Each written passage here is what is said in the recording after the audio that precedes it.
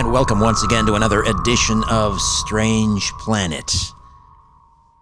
Non-human, the Rendlesham Forest UFO Incident's 42 years of denial tells the hugely complicated story of what is now considered to be the second most famous UFO case in history after Roswell in 1947.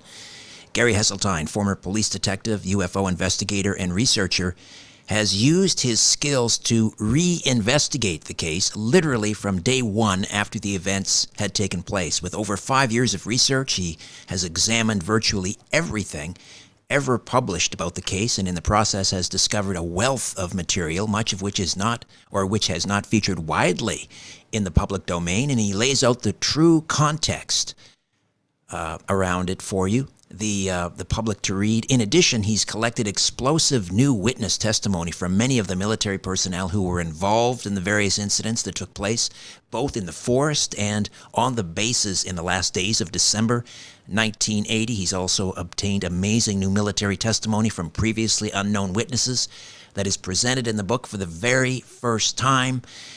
And Non-Human also delves deep into the murky politics world of the Rendlesham Forest incident and presents information that suggests the narrative of the case may have been controlled by a small number of people for over a quarter of a century. Gary also makes the argument that both the military and governments of the UK and the US have downplayed the true significance of the case since it became known. Gary Heseltine is the founder and editor of UFO Truth magazine. He's based in the UK, born in 1960, spent 6 years in the Royal Air Force Police before joining the British Transport Police. He went on to complete almost a 24-year career before retiring early in 2013 to follow his passion for researching UFOs. And for most of his police service, he served as a detective constable working on all manners of inquiries, including murder, manslaughter, and rape. He became an advanced police interviewer of witnesses and suspects, and in that special role, he was involved in the 2005 London bombings terrorist inquiry, where he interviewed a number of first responding BTP officers to 3 of the 4 crime scenes. In 2010, Gary was awarded the PRG Disclosure Award in Washington, D.C. for his work with police officers.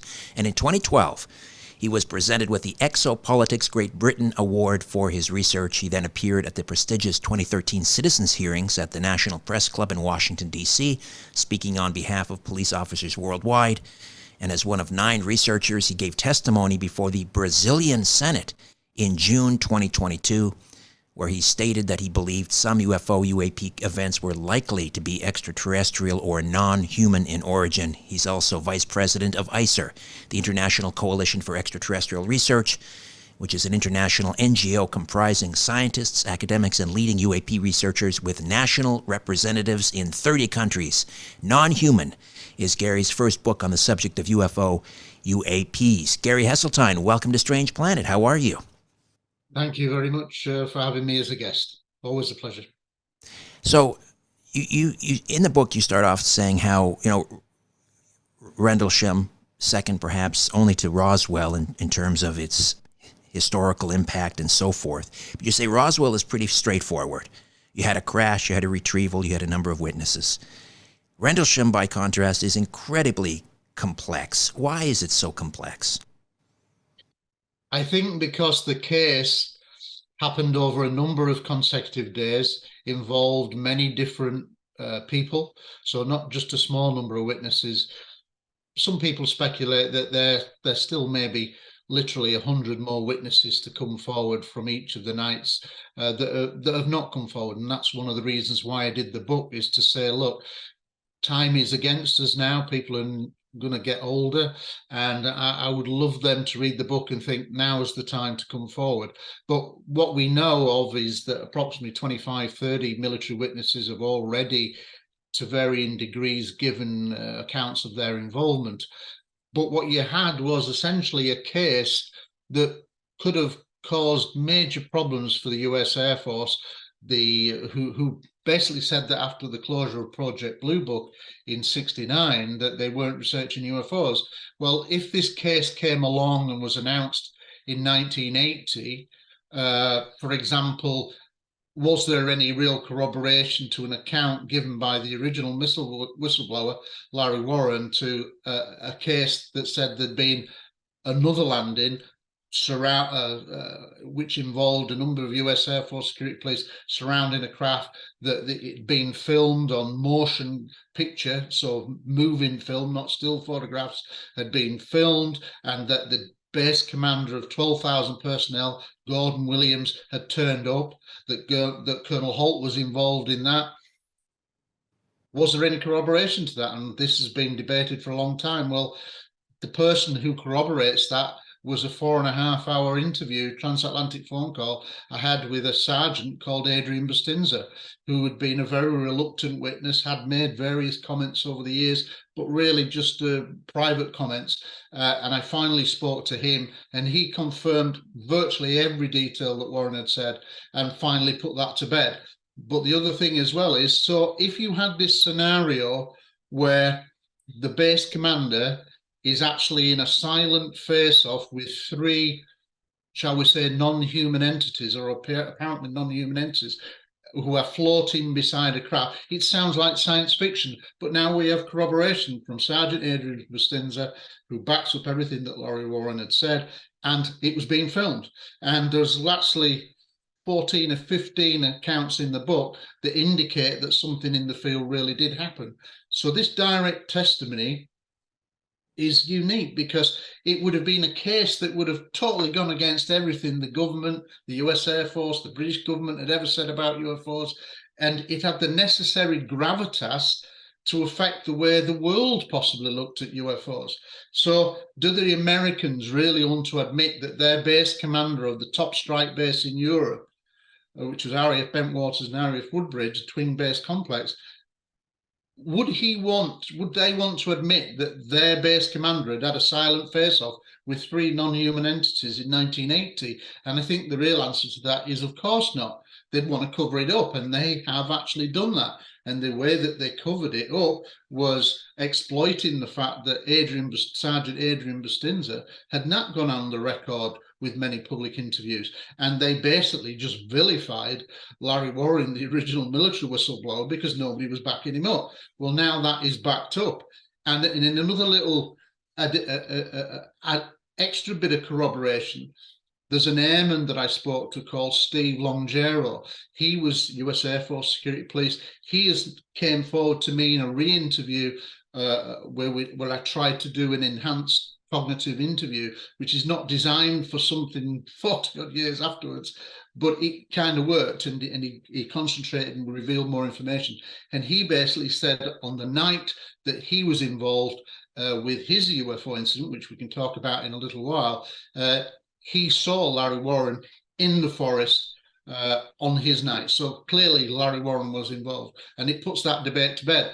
But that incident is really at the heart of where we are with the cover-up, because when the famous Holt Memorandum came out in October, well, it was released to researchers in early April, May of 1983, and then it hit the world, as it were, and went global with the big tabloid News of the World headline in October of 1983.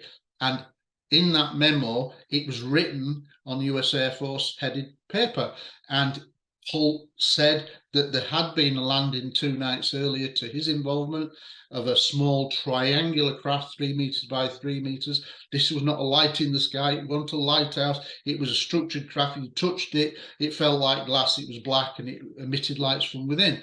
So that's the Jim Penniston and John Burroughs story. And then 2 nights later, Holt then goes out into the forest with a small team and has multiple encounters with UFOs himself. And he signed that document. Well, that document he was promised would never be released.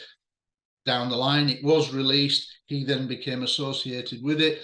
But the thing was, up until that document hit in the public airwaves, as it were, in October 1983, the US Air Force, government, etc., British government, British MOD had steadfastly refused to say anything had happened.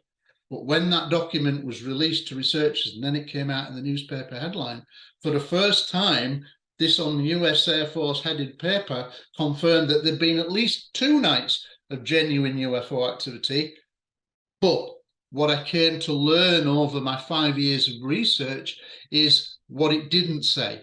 And I think what happened was that Colonel Williams actually did a couple of comments on a couple of various documentary interviews, never said a lot about it, denied he was involved, but he basically didn't have a choice but to admit that the two incidents had taken place because it was an Air Force document. Couldn't deny it. But if you did not have any other piece of paper about any other information the US Air Force had got, they were going to deny everything else. And that's what they've done literally ever since.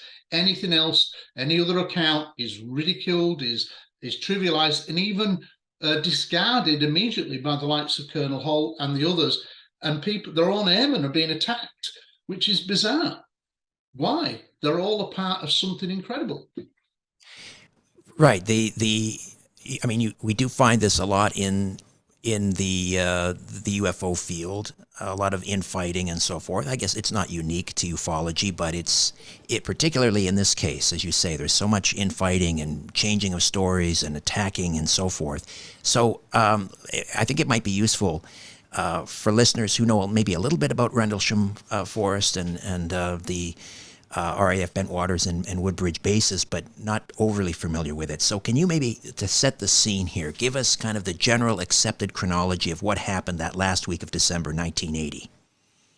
Up until my reinvestigation, and this is why I break the book down into 3 parts, pre-2017, the accepted story was that there had been 3 nights of consecutive UFO activity.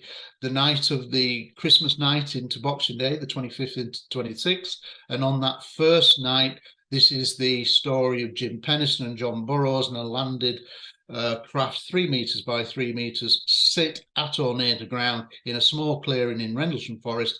That's the first night. Second night was less well known, but we knew some scant details, which involved a young female officer called Lieutenant Bonnie Tamplin. Something had happened to her that had really distressed her, that she'd had to be relieved from duty. But prior to 2017, it was story and rumour, and we didn't really have any facts. And then, of course, there would be what was called the third night, which is the night that Colonel Holt, then a lieutenant colonel, the deputy base commander of the twin base complex, he was involved in because UFOs apparently had been seen in the forest again. He took a small team out there, and whilst he was in the forest, he saw multiple UFOs. So he then is associated with that. So there are effectively 3 nights of activity. The first night, landed craft. The second night, something had happened to a female officer called Lieutenant Bonnie Tamplin, but not really known. And then the third night was this Holt night. And on the night Holt was out, he took a little dictaphone with him, and he made periodic transmissions and recordings into his small dictaphone audio recording device. That's then been released and became famous. And he then subsequently wrote a memorandum when the case hit the public airwaves, as it were, that is an official US Air Force document confirming his involvement on what was the third night and the landed craft on the first night. So that's really where you had it. In terms of the overall incidents and location, it's in East Anglia, which is on the eastern side of England, approximately, I think, 80 miles away from London. It sits very close to the sea, maybe 5 miles away, 4 miles away. But the thing was, this was Britain's top strike base. So we're talking Cold War. So still the Cold War, we're talking at a time which is significant and not really highlighted as it should be, is that the time of the Rendlesham Forest incident, there was 2 huge things that were going on politically, militarily, as it were. There were hundreds of thousands of Soviet troops massing on the borders of Poland, which was still then a Soviet state. There was a growing revolution in Poland under the shipyard workers led by Lech Wałęsa, who went on to later become the president. And it looked like in late December that these troops were going to roll into to Poland, quashed the revolution like they had done in Hungary and Czechoslovakia. And also the other major powder keg that was also going on was the Middle East, because there was the 52 American hostages held by Iran. And so that was on. So at the time of this incident, Britain's top strike base in the event of a Third World War scenario was really at the forefront of any Soviet aggression. Had those tanks have rolled into Poland, we may have been on a Third World War footing. That's how important and strategic the twin bases were. So to have all these incidents that occur at that time, for me, is not a coincidence. I want to just back up for a moment, because you mentioned something earlier, and this is, I think, important. You know, as an expert police interviewer, using something you mentioned, the enhanced cognitive method of interviewing. Just explain what that is and what role it played in sort of piecing this together. Well, what it is, it's designed to be used when something serious has happened. It's designed for murder, manslaughter, rape, and it's to retrieve memories. And it's not hypnotism or anything like that. People are conscious all the time. But what it basically does is it carefully sets out a series of steps with the witness and asking them to concentrate, to focus on how they want to. And at a certain point, you say, look, I'm going to hand over the interview to you now, and you just tell me what you can recall. And it's designed for things that are very, very serious. Like if you've been involved in a car crash or a major disaster, it's to try to retrieve as much information as possible. And psychologists basically worked out a way that if you'd set up the witness in the right way and they were prepared to concentrate and really focus on what you're asking them, then they could retrieve extra information. And so I kind of adapted it for a scenario 40 odd years after its usage. You shouldn't use it. It's to be done within days, hours of an incident. But elements of it I thought could work, because if you've been involved in something really life altering, whatever it is, some major disaster or an earthquake, relatives have died in a car, it's burned into your memory. And really, it's about trying to access the memory and memory tools to unlock the memory. And so that's what I tried, in particular with two people who had already given some testimony. A Sergeant Adrian Bustinza, who we talked about earlier, who later corroborated to me this other account, but he said it was on a different night, which was significant, a potential fourth consecutive night, which was a major revelation. And also this Steve Longero, he'd done an earlier interview with a British journalist, UFO researcher, and when I read it, I thought, he knows more. I guess it was just a good instinct as an interviewer that he knew more. So I got his details, and he again did a 3-hour transatlantic phone call, and he really concentrated, and he was able to retrieve information that surprised him, just because he'd been set up in the right way. And one of the ways that you first do it is, once you hand that interview back, you basically say to that person, you go at your own pace, and you tell me your first account. And that first account, you don't interrupt. So you don't know whether the person's going to speak for a minute, 10 minutes, 2 hours. Well, when I did it with Adrian Bustinza, he literally spoke for 2 hours, as can be revealed in the book. And it's the longest chapter in the book, because there's a lot of telling testimony in there. And all you basically do is, you don't want to interrupt, because they're in the zone. That's what you're trying to do, get them into that mind zone where they're really focusing. Look at the sky, look at the wall, whatever works best for you, but concentrate and relay it in whatever order you want. And you don't interrupt that first account. And they can be riveting, and those two interviews were riveting because they revealed such rich detail. And as soon as you interrupt, the barriers go up without realizing. You've interrupted their train of thought. And in interviewing skills, it was described to me as like walking on fresh snow. So you get something that's absolutely pristine, and you've revealed it because you've set it up in the right way. And basically that happens a lot with Sergeant Adrian Bustinza, particularly in the area where he talks about being interrogated and threatened with his life. And it's one of the most moving parts of the book. If you haven't read it, I suggest that you do, because his testimony, when I read it back in the proofing stage, and you kind of read it back as like an actor and put some emotion into it, it was absolutely, he was there, he was in the zone, it was palpable, the fear he felt and the revulsion that he was being threatened with his life. And he was a sergeant, and he's like, why, I signed up to represent my country, why are you treating me like this? He wanted to go AWOL. So such was the interrogation that he had. And so it's that type of approach that, unfortunately, I guess other people didn't have, but I've used it where I thought people knew more, and really tried to retrieve, and was able to retrieve, some extra information.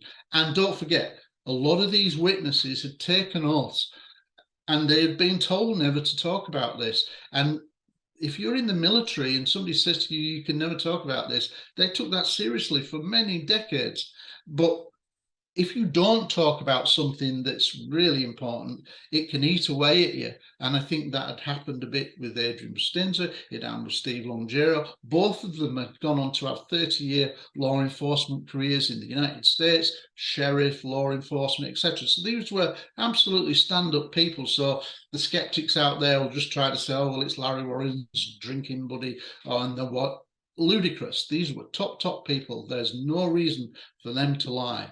And they were excellent interviewees, and I have no doubt that they were telling the truth. So where I thought that there was extra information I could be gleaned, I tried various things, and sometimes it worked and sometimes it didn't. But that's the nature of the witnesses. You can't always guarantee it's going to work, but it certainly did with Steve Longero, and in particular with Adrian Bustinza. Gary, we'll take a quick time out, come back, and I want to get into some of the actual witnesses. We'll start with day one, Penistone Burrows, Cabansag, and we'll do that right after these. Gary Heseltine, the author of Non-Human, the Rendlesham Forest UFO Incidents of 42 Years of Denial. What would it feel like to reclaim your health, your vitality, to sleep deeply, to live fully, to address health at the root, at the cellular level, so that your body can detect damage where you have it? Imagine living younger, longer, having the energy to do what you want to do when you want to do it. Discomfort fading away. ASEA Redox Supplement harnesses the power of your body to heal itself, giving you the ability to power your potential. This is one of the most profound health, athletic, and anti-aging discoveries of our lifetime, and we need the world to know about it. If you want to learn more about ASEA, visit strangeplanet.teamasea.com, strangeplanet.teamasea.com, and be sure to text or call my colleague and friend Lynn at 443-254-6024, 443-254-6024 to order or for additional information. ASEA Redox Supplement. It's truly wellness redefined. Gary Heseltine is with us. The book is Non-Human, the Rendlesham Forest UFO Incidents, 42 Years of Denial. So let's just go to day one. Again, we're talking last week of December 1980, Rendlesham Forest, which is between the two RAF bases, Woodbridge and Bentwaters, in the southeast of England. So day one, or night one, I guess we should say, we have Airman John Burrows, we have Jim Penistone, and we have, is it Cabansag? They're at the East Gate. Ed Cabansag. Yes, Cabansag. So let's start with, is it Penistone who first approaches this triangular craft that's just above the ground and touches it and makes sketches and so forth? It is, but we're missing a lot out, because the actual sequence, and I break it down in the book, there's actually 5 parts to that. And the 5 parts, when you break it down, and the reason why there's 5 parts is that there's time gaps between the incidents. So technically they should be dealt with separately. If there's gaps of minutes and then it's another light scene, that's a different incident. You can't necessarily, it's the same object. It could be the same object, but it might not be. So when you break it down, the first person to see anything was Sergeant Bud Steffens, and he was driving in a law enforcement vehicle with Airman John Burroughs. They were close to the Eastgate on a public road just before they were going to turn up what's called the Eastgate Road to the Eastgate. And they saw lights through the trees. And at the time, the forest is not like it was then. Then it was Corsican pines, which had a very high canopy, but a very organized, like stickmen. If you think of rows of trees, and they didn't have low branches. So the canopy was at the top, very tall, thin trees, and you could see between the trees, and they could see lights moving around. Now, they immediately stop on the road, they get out, they walk into the forest a little bit, they then return back to the vehicle. But by the time they got back to the vehicle, some of the lights had moved, and in particular, one of these moving lights. So it suggests more than one separate objects. And Sergeant Steffens was particularly concerned with a white, I think, sphere that was literally, he describes it as being sat on the road near to where they're parked. It had moved. They'd come out of the forest and it was sat on the public road. And that kind of freaked him out. And that's why he didn't go into the forest, because he got scared by that. Why not? And they then went to the East Gate. At the East Gate, there was a telephone that they could use. They then request backup. That's when Sergeant Jim Penniston and his driver Ed Cabanzak turn up. So that's then moved into phase 3. The first time is the lights in the forest. The second time is by the time they walk back to the vehicle, having turned away, there's this white object. That's the second part. The third part is when they've called for backup. The backup arrives at the East Gate, and they said, look over there, and then 300-400 meters away, they see lights moving through the forest. Bud Steffens says to Jim Penniston, Sergeant Jim Penniston, he said it landed. It didn't, it didn't crash. It landed. But Jim Penniston, for whatever reason, just must have just dismissed that and thought it was possibly a downed aircraft, a terrestrial expedition. So that's the third part. They then seek permission to go off base. Steffens is reluctant to leave, so they hand over the weapons to him. He stays. Cabanzak, John Burroughs, and Jim Penniston then drive off. They drive into the forest as far as they can go.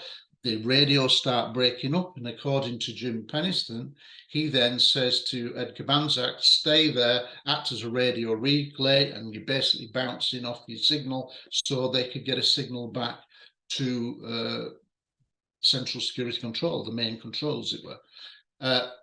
Basically, according to Jim Penniston, only 2 of them go forward. Ed Cabanzak, who's been very reluctant to ever speak again on this, he says that he saw more than what he did, and he was with Penniston and Burroughs all the time. That's denied. It's again one of these little chinks that we're not quite sure of.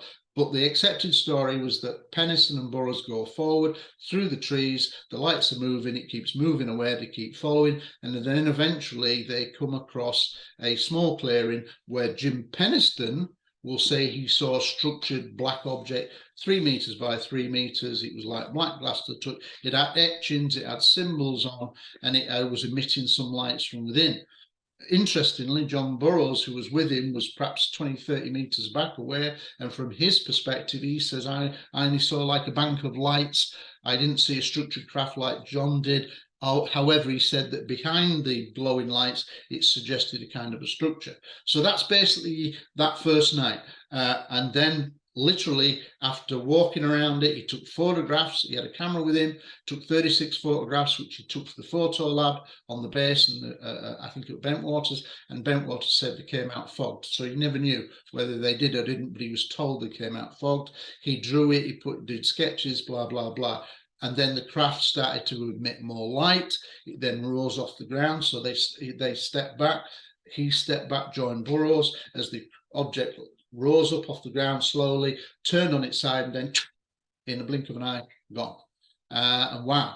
But there is some suggestion that during that process, they were gone for several hours. They will both say in their respective books it was 45 minutes or so. However, Colonel Holt told me in an audio, as I walked in through the forest and got him to retrace his steps for his night of involvement, he actually told me that the men were missing for hours. That's what he actually says. And upwards potentially of 3 hours. Either way, whether it's 45 minutes, there appears to be a period of time when they're missing out of communication, and there's every hint that there could be, in UFO terms, a possibility of missing time and an abduction scenario. So that's the first night. All right, so hour two, and you mentioned, or day two, you mentioned Lieutenant Bonnie Tamplin earlier.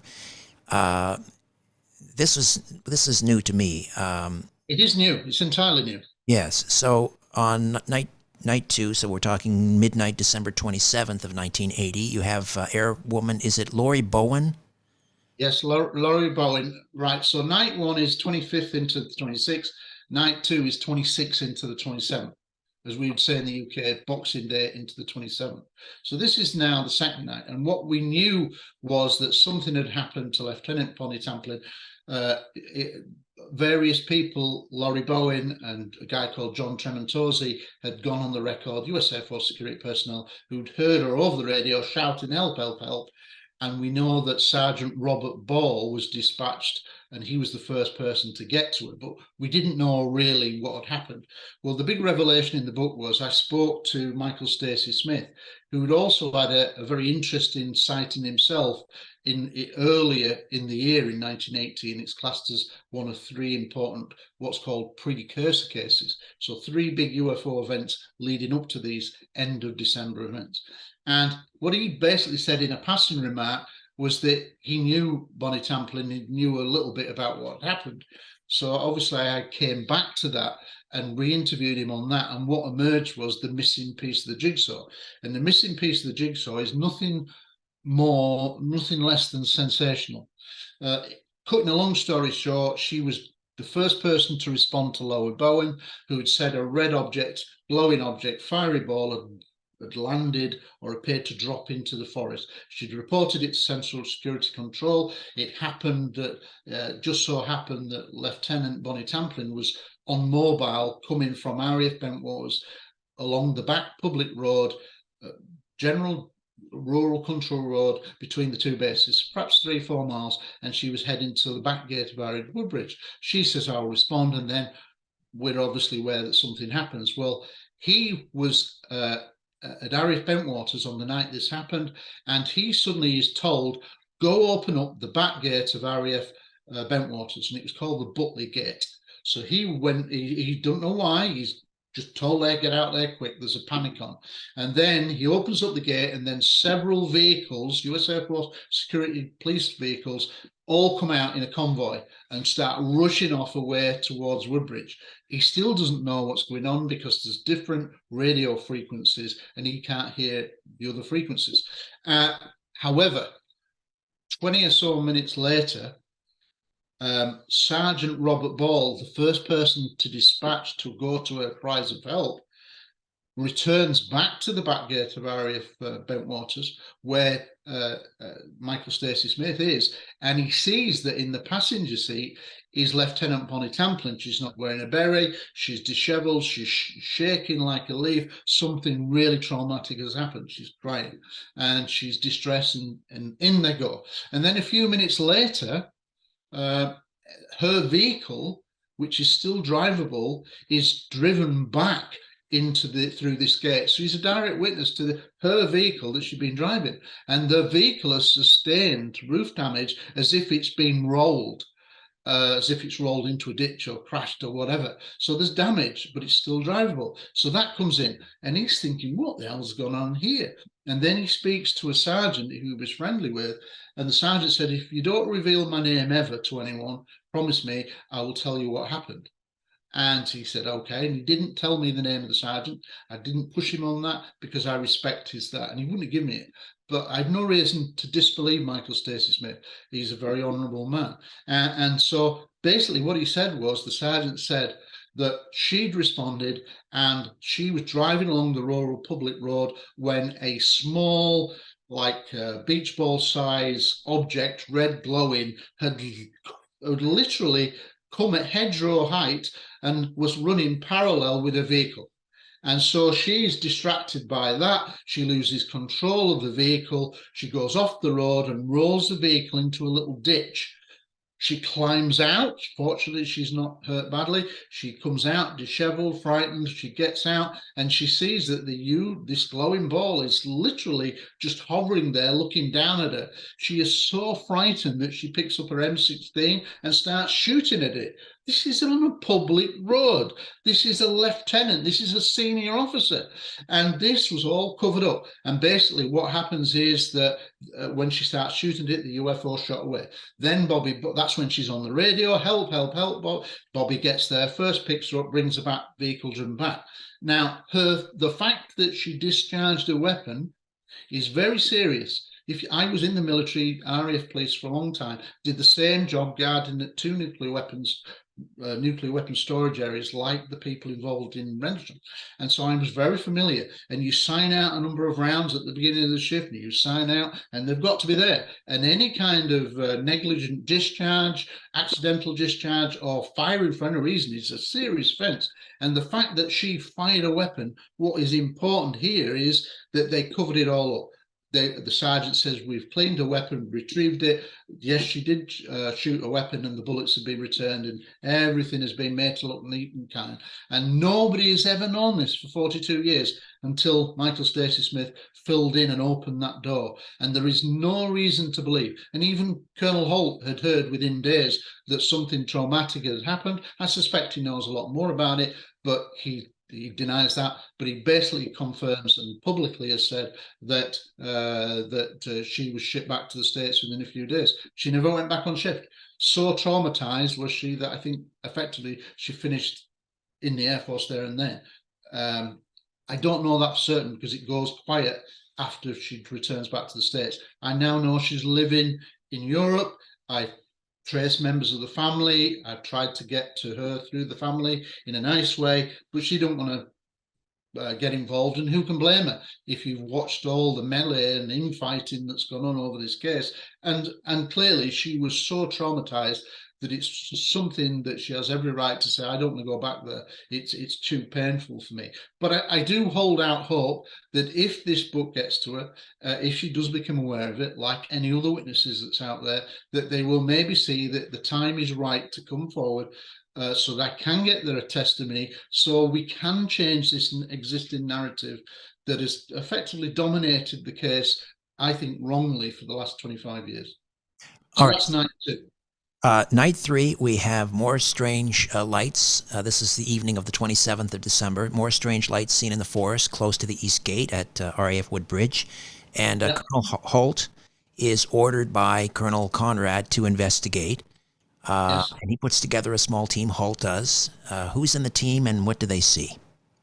Well, basically the team comprises himself, Sergeant Munro Nevels, Sergeant Ball, who'd gone out to Bonnie Tamplin, Lieutenant Bruce England, who's never gone on the record, and the 5th person was Sergeant Adrian Bustinza, the one who's been this really reluctant witness. Now, when I first began working with Holt in 2007, and between 2007 and 2014, when we were working together on a potential film script, he was very reluctant ever to mention Adrian Bustinza, and I kept thinking, why? And now I know why. It's because he was the person that was going to talk about another landing, and that Holt was there, that Williams was there, and he never mentioned him. But he's on the audio, Adrian Bustinza, he was a part of it. So I think that's why he didn't want to talk about it. But suffice to say that he's told the UFOs are back. He leads a small team out. Now, the interesting thing there is that when you talk to Adrian Bustinza in this long interview, this 4.5-hour interviews, he says he reveals other incidents that are clearly not reported by anyone. Holt's not reported it. When I spoke to Adrian Bustinza, he said he led a team of about 20 officers walking out in a line, like you do a search and you look out looking for bits of fragments of a knife or a weapon or anything. They go out in a single line. Well, he said he led a team into the forest and they had UFO encounters, and he said that Holt was back at the staging area where all the vehicles were. So this is an entirely new incident, and yet it's never mentioned by anybody. So there's again new revelations. And the other thing there is, But if we go back to the existing story, Holt goes out with a small team and they see an object moving through the trees. They follow it. They then get to a farmer's field and they see a red glowing object close to a farmer's house on the opposite side of the field. So they see it for the first time in the area. And then that object silently divides into 5 white objects that silently disappear. They then see 2 objects to the north and 1 object to the south that are doing zigzag patterns and doing very angular patterns in the sky, like grid-like searches. They cross the farmer's field, they watch these lights, and then at one point, it's famous on his audio, he says there's an object coming towards me, and it stops and it's shining a beam down to their feet from a height of about 2,000 feet, all in total silence, and then the beam goes off, the object shoots away. They then effectively, cutting a long story short, they then return back to where the vehicles were, which is called the staging area. And that's when another incident occurs involving Sergeant Adrian Bustinza and the first night witness, John Burroughs. And that's a really good case in itself. Do you want me to tell you briefly about that? Yes, let's get into that one. Right, okay, because this is why I'm saying this is so complex, so many different incidents. So when Holt and his team, in the existing story as it stands, they come back to the staging area. John Burroughs is at the staging area. He's come in, he's been off duty, he's got a lift out to the stage. And he says, can I go out there, Colonel? And Holt then eventually says yes. Interestingly, Holt denied allowing John Burroughs to go out there for over 25 years. But eventually he did admit that John Burroughs went out, and he took Sergeant Adrian Bustinza, who'd been part of Holt's group, with him. No sooner had they gone to an area near to the field, not in the field, on a pathway close to the field, then Adrian Bustinza will say that he feels as if he's knocked to the ground from behind, like somebody's took his legs away, and he falls forward onto his knees. And then he sees John, who is ahead of him slightly, suddenly engulfed in light. And he says, as I looked forward, I can see some kind of figure in the light with John, one to his left and one to his right. So it infers some kind of non-human entity, shall we say, on either side of John. And then that light goes, they return. Now, here's the interesting thing. This is where we get into another missing time account. When Holt says you can go back out, from Holt's point of view, they were gone 40 minutes. From John and Sergeant Adrian Bustinza's perspective, they were gone 10 minutes. And when they get back to the staging area, Holt says, where have you been? I've been waiting 40 minutes.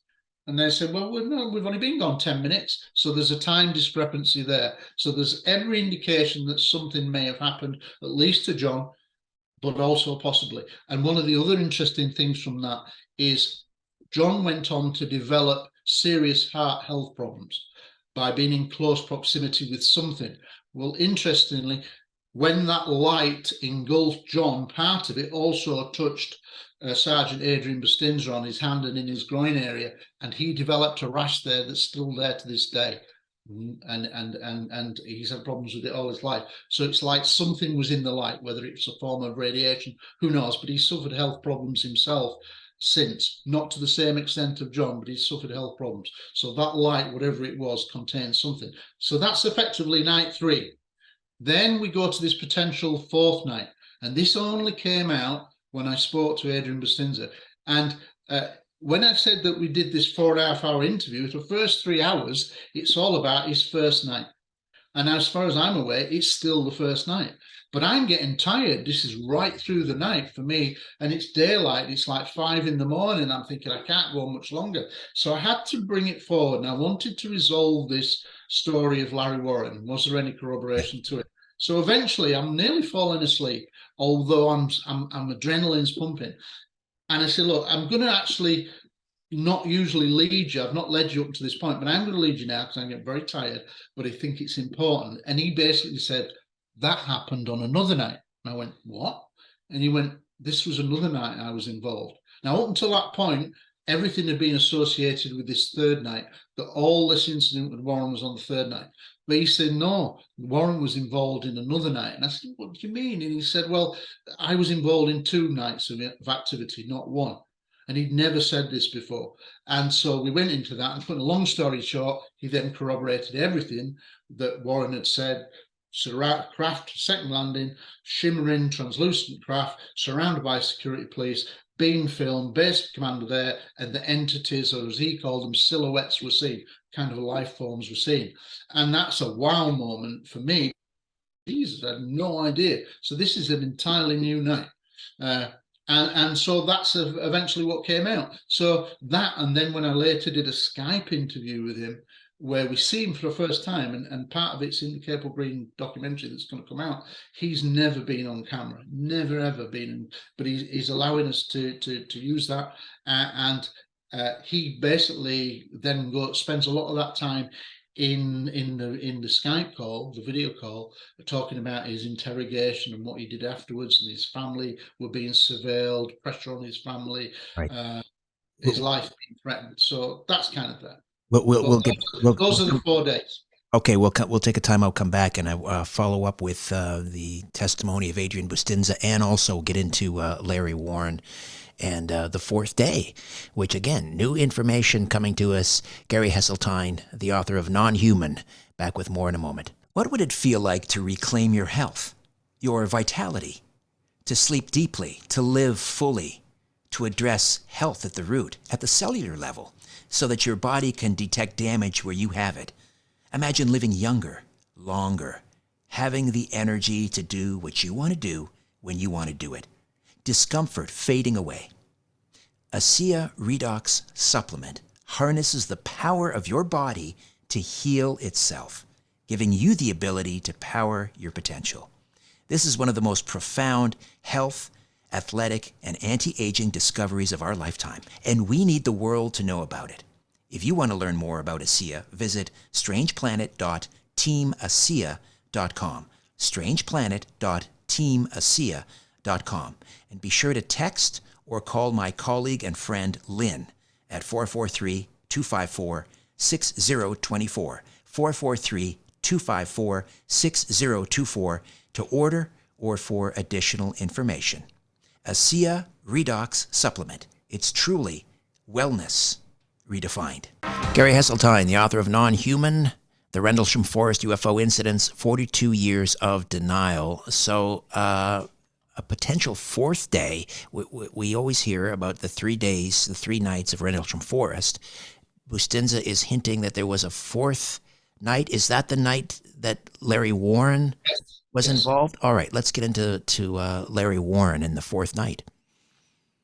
Well, essentially, the Larry Warren account had first emerged in late 1982 to researchers. He disclosed it to a guy called Bob Luker, Betty Andreasen's husband, who was the famous abductee. He disclosed that in late 1982.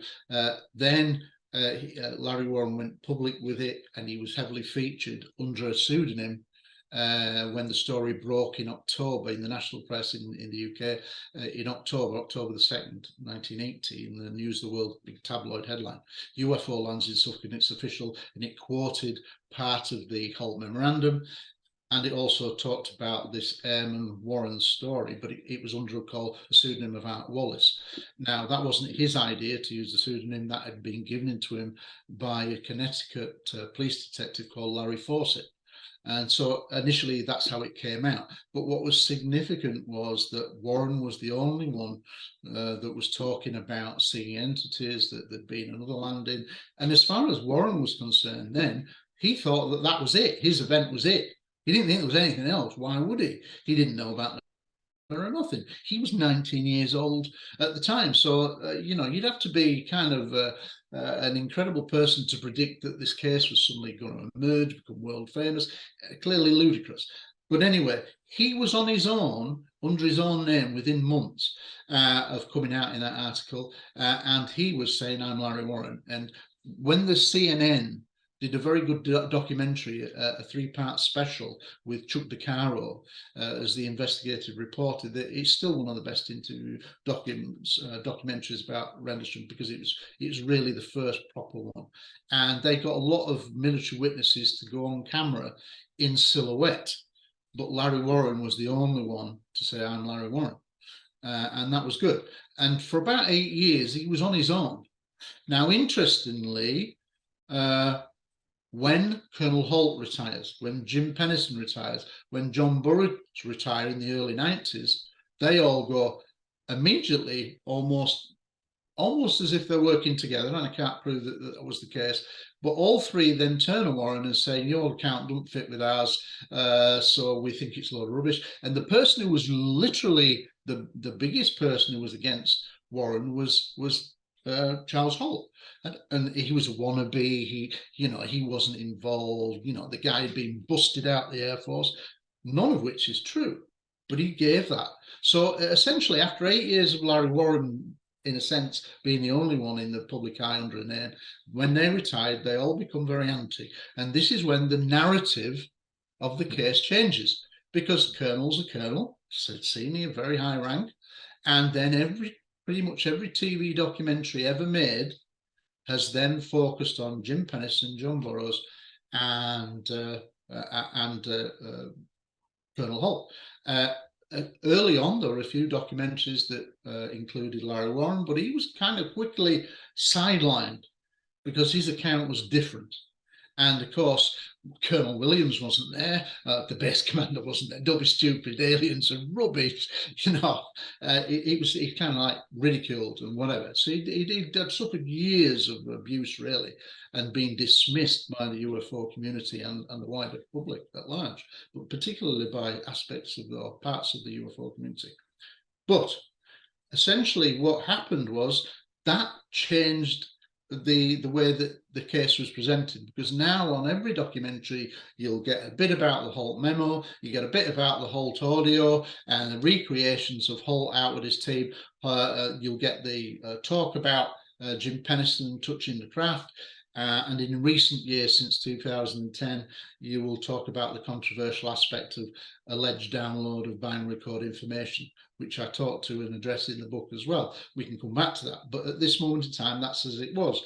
Now, there are three people that effectively control that TV radio narrative since then, and that's Colonel Holt, Jim Pennison, and John Burroughs, after they retired. And Warren has literally been marginalised out of it. And the question is why, especially now with Adrian Bustinza's testimony saying, no, he was definitely there. He was next to the craft.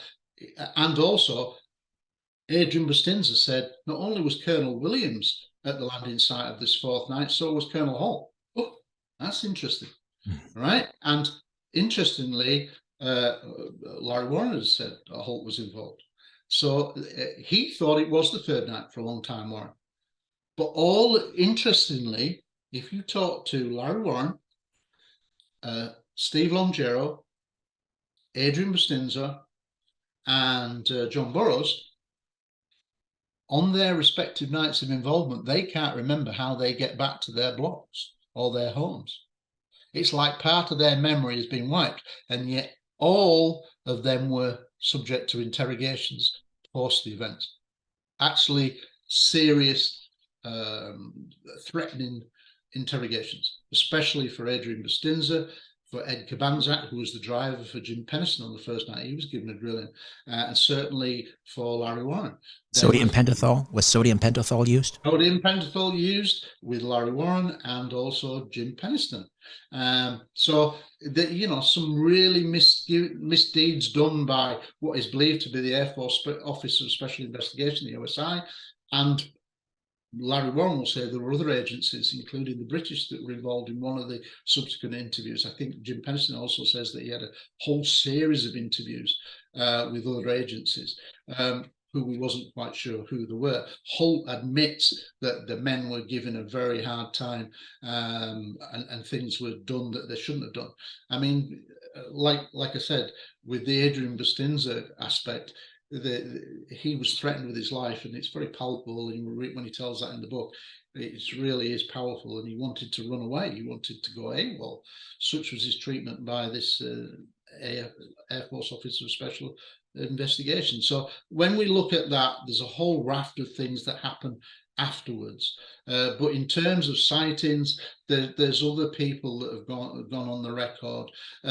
One of the big things, I know time is short now, that one of the big things that's emerged through the reinvestigation is that routinely all the radio channels, the radio frequencies, were being recorded on reel-to-reel audio. And I've got at least 3 sources, military witnesses will say that, and yet Holt has never mentioned this, Colonel Williams never mentioned this, nor the senior officers ever mentioned this. Those tapes potentially still exist, and they would tell us exactly what happened on the various nights of activity. But again, if you're wanting this incident to go away, you're not going to release this information. It's never going to be seen. There was a lady called Ann Turner who worked in the Pentagon, and she was the Freedom of Information Officer, and a MUFON researcher called Ray Boucher was in contact with her over a series of interactions with Senator James Exon, who'd been on the Armed Services Committee. And she said she heard pilots, US Air Force pilots, talking privately amongst themselves, saying they'd seen video of the UFO at Rendlesham. So I suspect, even though nothing was listed in her records, and she checked, she told Ray Boucher, despite that, she believed that there was something to that, that it had been filmed. And we know that from a Captain Mike Verano, he drove the base commander from the scene of this 4th night landing to a waiting F-15 at Bentwaters, and is carrying some kind of document pouch, satchel, top secret satchel. And Captain Verano says to him, "What's that? What's in there?" And Colonel Williams says to Captain Mike Verano, "It's video. It's motion picture footage of the UFO." Now, that's a pretty good admission in itself. And interestingly, despite all of that, Holt made an admission in 1985 to that same MUFON researcher, where he'd wrote his reply down verbatim. And when you see it in context with all the letters that subsequently followed, Holt was admitting that Williams was there, that it had been filmed, and he was also present.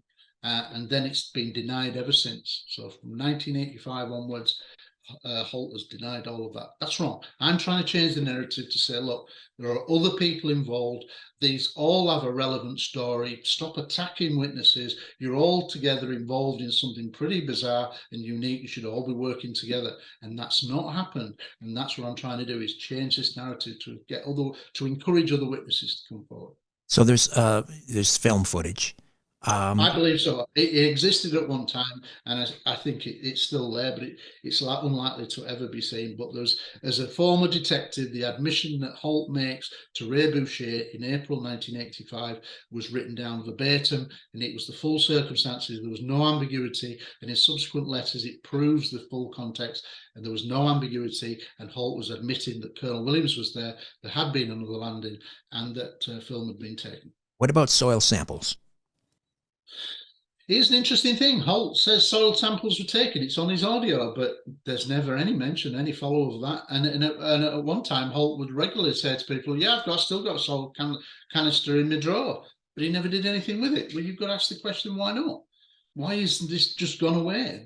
What would have been extra physical evidence? It's interesting.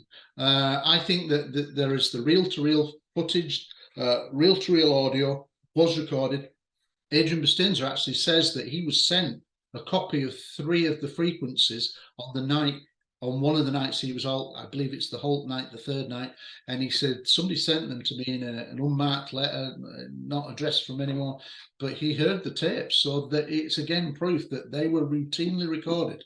And I know this from in the Air Force. When I was in the area of police, we routinely recorded on reel-to-reel audio between 1983 and 1989. So they were just doing it a few years earlier. And Americans usually much more up on tech, slightly ahead of the British. If you think of TVs, fridges, and whatever, they tended to get things a bit quicker technology-wise. So that makes sense to me.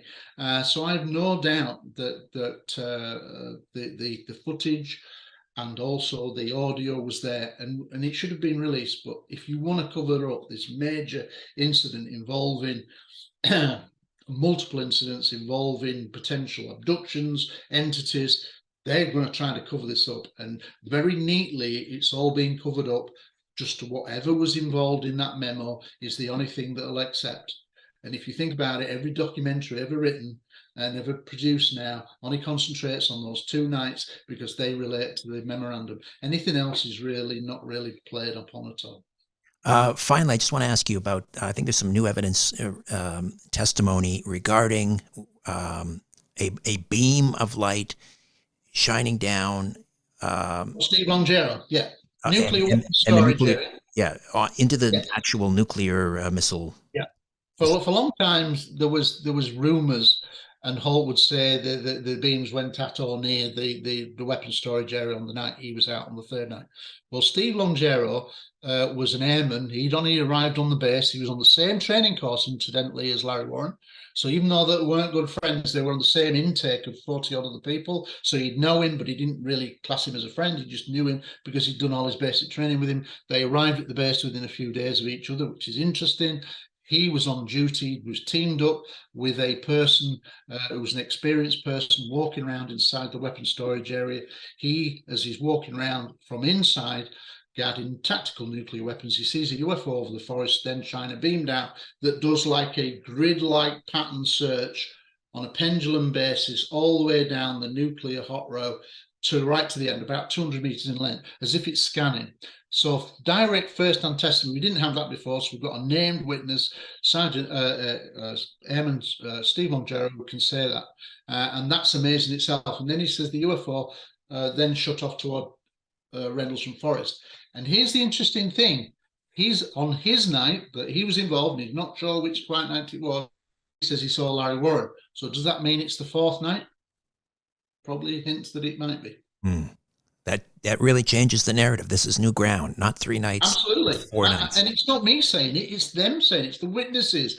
But we shouldn't be afraid to listen to what the witnesses have said. They've got nothing to gain by lying. They're not going to become rich and famous and make loads of money. They're putting their names and reputations on the line to come forward and say, like Steve Longero, he said, I've come forward because I was so fed up of seeing Larry Warren ridiculed. And he said, I was there. I saw him out in the forest. I don't know what he saw, but I saw him out in the forest on the night I was there. And interestingly, and this is the final quirk, because I know time is against us, is the fact that when the UFO left the weapons storage area and went off to the forest, because he was so new and he was like supernumerary, new on shift, Steve Longero was then taken with many others into the forest, where there was lots of others, went to the staging area, and that's where he has another UFO encounter. And this was before Holt turned up. So it seems to indicate that it's not the Holt night. Non-human. The Rendlesham Forest UFO Incidents, 42 years of denial. How do we get a copy, Gary? It's available on Amazon. It's ready to ship within 48 hours. It's only available on Amazon, although I may look to try to get a mainstream publisher.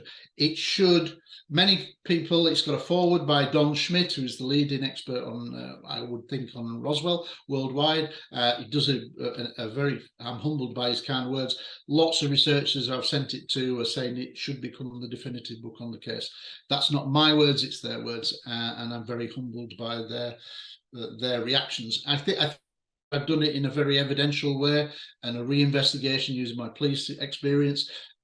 They remark that there's not other UFO books like this. So congratulations, Gary. You've broken a lot of new ground. You've really, really moved this forward in a significant way. Thank you so much. And we've only touched the tip of an iceberg, because there's lots of older information, old interviews that people won't have seen that are pertinent to these people. Non-human. The Rendlesham Forest UFO Incidents, 42 years of denial. Thank you, Gary. Thank you. It's always a pleasure, Rich. A new Richard Syrett's Strange Planet drops every Monday, Wednesday, and Friday. Subscribe at strangeplanetpodcast.com.